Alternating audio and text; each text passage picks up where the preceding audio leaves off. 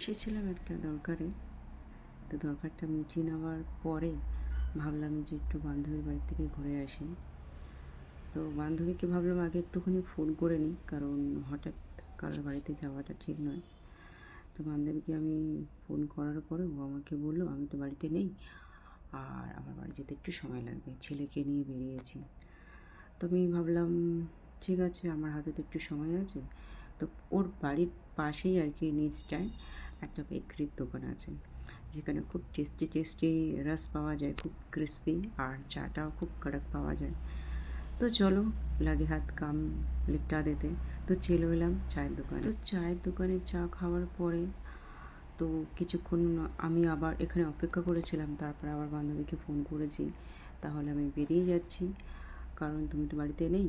তো বলে ঠিক আছে, তুই আশেপাশে নিচে একটুখানি অপেক্ষা কর, বা পাশে মল আছে সেখানে চলে আমি একটু পরে আসছি। তো আমি ভাবলাম না, আমার বাড়িতে গিয়ে একটুখানি কাজকর্ম সেরে নিতে পারবো। তো আমি এখানে একটু চা খেলাম, তারপরে বেরিয়ে গেলাম। ঠিক আছে বন্ধুরা, ভিডিওটা এখানে